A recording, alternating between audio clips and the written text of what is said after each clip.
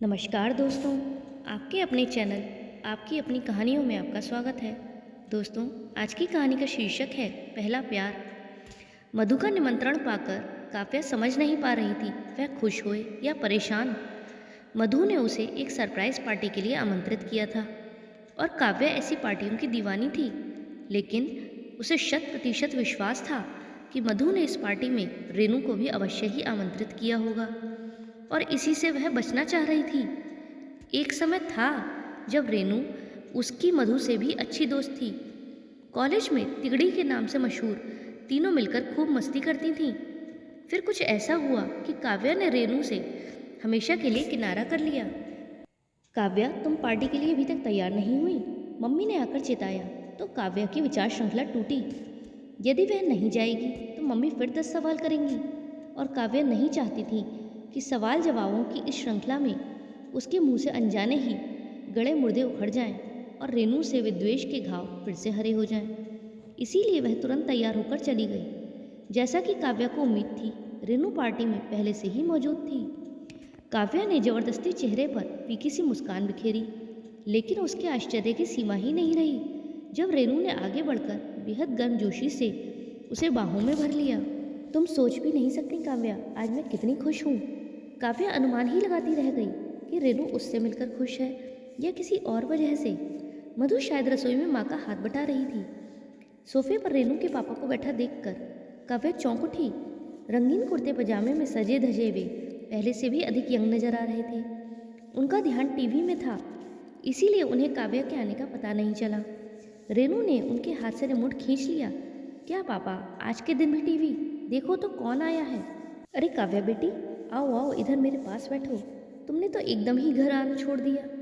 मैंने रेनू से पूछा भी तो कहने लगी, नई नई नौकरी में कहाँ वक्त मिल पाता है पापा। और बताओ बेटा, स्कूटी बराबर चल रही है ना? कोई परेशानी तो नहीं है? नहीं अंकल, कोई परेशानी नहीं, सब ठीक है। काव्या अचकचा उठी थी। रेनू उसकी मनस्थिति समझ रही थी। मैं मधु को बाहर भेजती हूँ, तू तब तक पापा से बातें कर, वे तुझे बहुत याद करते हैं। रेनू रसोई में चली गई।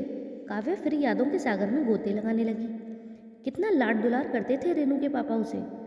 काव्या के मस्तिष्क में अपने पापा की तो स्मृति मात्र भी शेष नहीं थी।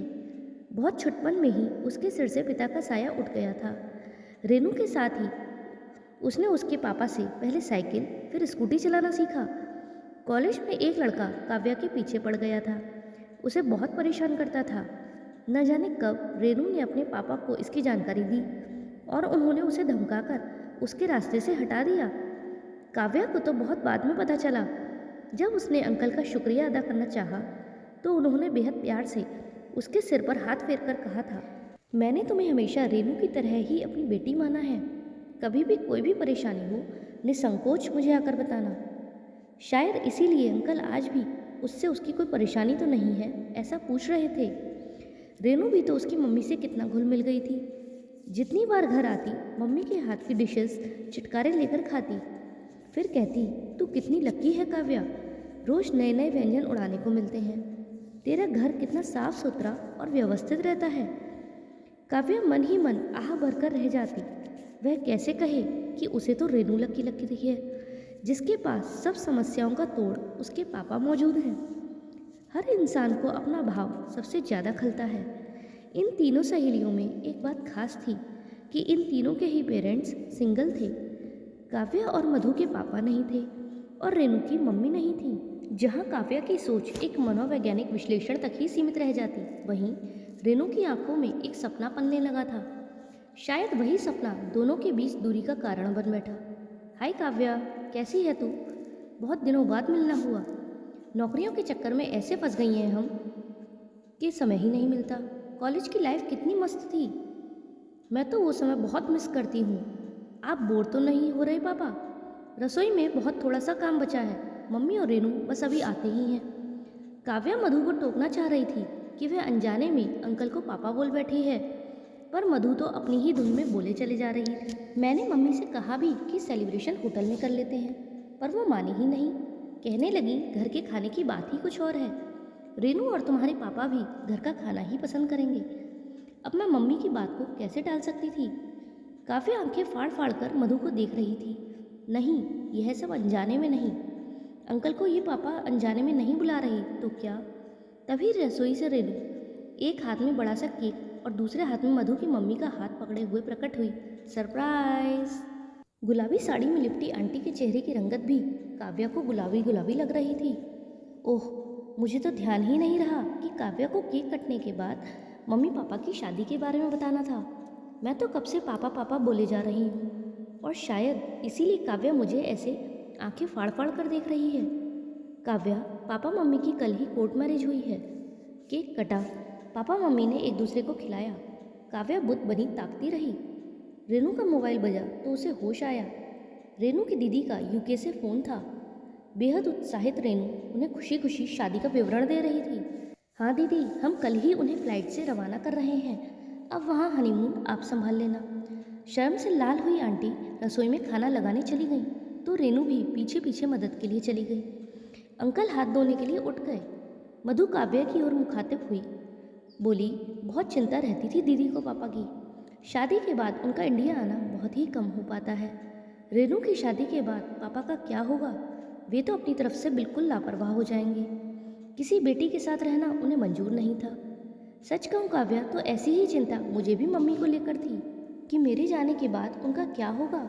वे तो अभी भी मेरा खाना बाहर हो जाने पर अपने लिए कुछ नहीं बनाती। कभी दूध तो कभी बस फल खाकर गुजारा कर देती हैं। इस ऊहापोह की स्थिति में जब रेनू ने मेरे सम्मुख यह प्रस्ताव रखा तो मैं इनकार नहीं कर पाई। हालांकि हम दोनों को ही अपने पापा मम्मी को मनाने में एड़ी चोटी का जोर लगाना पड़ा।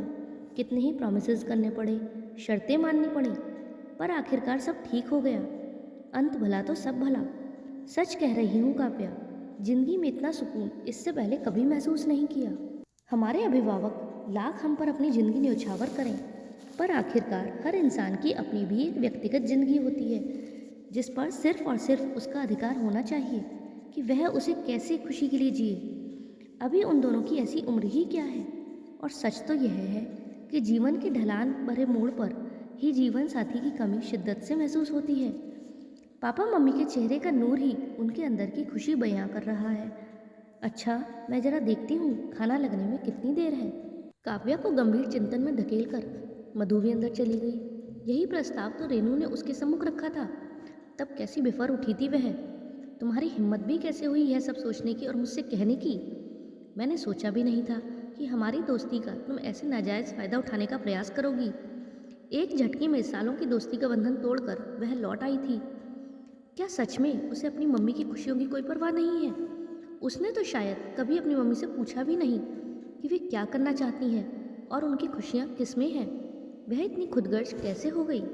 काव्या घर जाने के लिए अकुला उठी थी। बुझे मन से वह खाना खाती रही, वार्तालाप में शरीक होती रही। चारों के चमकते चेहरे संपूर्ण परिवार की खूबसूरत तस्वीर पेश कर रहे थे। उनकी खुशी उसे संतोष प्रदान कर रही थी, लेकिन एक अपराध बोध का एहसास अंदर ही अंदर कचोट रहा था। घर आने के बाद भी वह खोई खोई सी बैठी रही तो मम्मी ने टोक ही दिया। किस बात की सरप्राइज पार्टी थी, बताया नहीं तूने? रेनू के पापा और मधु की मम्मी की शादी की पार्टी थी, कहकर काव्या मम्मी की आंखों में झांकने लगी। बहुत अच्छी बात है, ये तो दो घर आबाद हो गए। मम्मी के साधारण से प्रत्युत्तर पर भी काव्या तड़प उठी। रेनू ने यह प्रस्ताव पहले मेरे सम्मुख रखा था मम्मी, पर मैंने ठुकरा दिया। मैं आपकी गुनहगार हूँ। माँ बोली, लेकिन बेटी, मेरी फिर से गृहस्थी बसाने में कोई रुचि नहीं है। मैं तो हाँ बोलिए ना मम्मी, क्या बात है? अपराध बोध का बोझ उतरा तो काव्या थोड़ा सहज हुई। वो सुनील अंकल है ना? हाँ वे, उनके संग। काव्या के चेहरे पर फिर से परेशानी के बादल घेर आए थे। सुनील अंकल नाना के दोस्त के लड़के थे और अक्सर उनके घर आते रहते थे।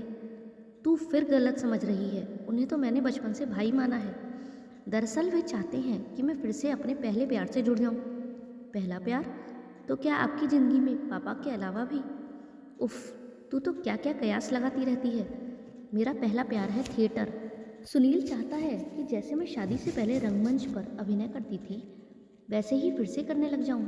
मैंने अपनी ढलती उम्र की दुहाई भी दी तो उसने कहा। मुझे ध्यान में रखकर उसने कुछ भूमिकाएं लिखी हैं जिनमें मेरा महत्वपूर्ण किरदार है। अभिनय में सेवानिवृत्ति की कोई उम्र नहीं होती। तभी तो कई वयोवृद्ध अभिनेता अभिनेत्री इस क्षेत्र में अभी तक सक्रिय हैं। बस तुझसे थोड़ा संकोच हो रहा था, क्योंकि है तो तू अपने पापा की ही बेटी। उन्हें मेरा थिएटर करना पसंद नहीं था। बेटी, अगर मैं फिर से थिएटर करने लगूं तो तुझे बुरा तो नहीं लगेगा? तेरी प्रतिष्ठा पर कोई आँच? नहीं नहीं मम्मी, बिल्कुल नहीं, मुझे बिल्कुल बुरा नहीं लगेगा, बल्कि बहुत खुशी होगी। आपको मेरी प्रतिष्ठा, मेरी खुशी का इतना ख्याल है और मैं अपनी ही दुनिया में खोई रही।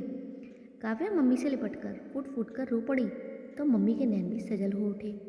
दोस्तों, अगर आपको कहानी अच्छी लगी हो तो वीडियो को लाइक कीजिएगा और चैनल को सब्सक्राइब कीजिएगा।